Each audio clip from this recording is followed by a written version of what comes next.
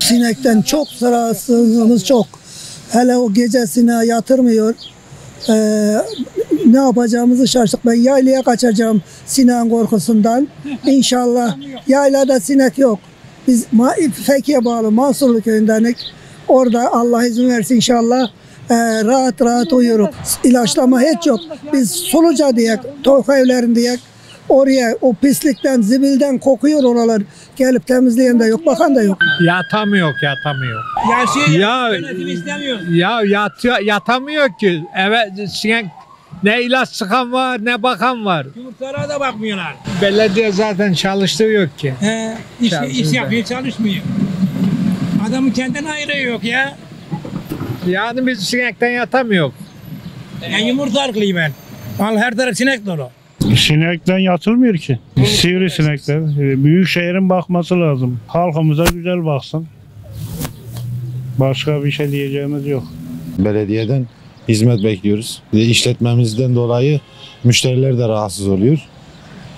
Buna bir çözüm istiyoruz. Gönül ister ki düzenli olsun, sürekli olsun, vatandaşlar rahat etsin.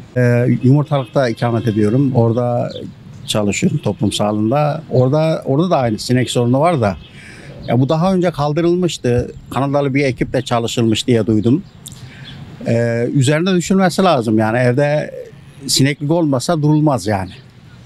Yani üzerinde düşünülmesi lazım. Bu hastalıklara da davetiye. Hastalıkların daha çabuk yayılmasına sebep oluyor. Bunu yapmalar lazım yani düzeltmeleri lazım. Belediye üzerine yani eskisi gibi tekrar çalışma yaparsa sinek bir ara hiç kalmadıydı. Hiç kalmadıydı yani Kanadalı bir ekiple daha yavru atarken müdahale ediyorlarmış. Sinek hiç kalmadı. Yine o şekilde bir şey yapılabilir yani vatandaş rahatsız. Onlar yine de üremeye devam. Sen onları öldürün arkadan geliyor ama. Arkadan geliyor yine sinek var yani. Sinek sorunu var. Sinek olmadan yatılmıyor. Kapıları pencereleri kapatsak sıcak. Açsak sinek var.